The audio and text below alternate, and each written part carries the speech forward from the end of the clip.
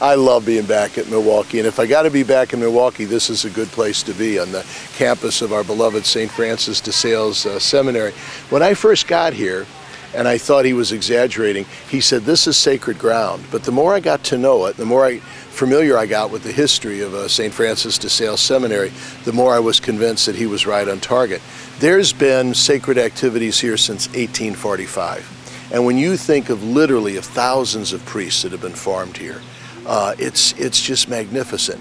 And what gives me great joy is to see the revival and the renewal that's going on now at St. Francis Seminary. So am I ever happy to be back.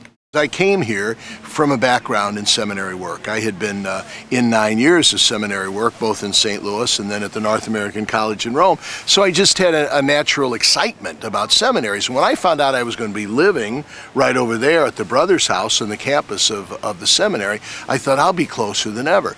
But I have to give the priests and the people of the Archdiocese of Milwaukee, when I got here, they said, "We got a great seminary, but our numbers are down. Finances are huge. We're probably, like every place else in the United States, going to have to do some serious thinking about the future of the seminary." So with a lot of people, we put our heads together and came up with some plans that I thank God and thank them. They're paying off.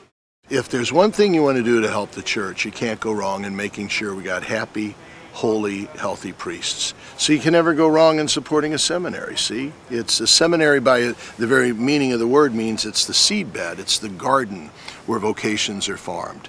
And if we're going to have wonderfully active and well-formed laity, if we're going to have quality Catholic education, if we're going to take care of the poor, what you need in the infrastructure of the church is a strong sacramental life, good with centrality of the Eucharist, solid preaching, good parish priests. If you got that, everything else takes care of itself, right? And that's what St. Francis de Sales gives us.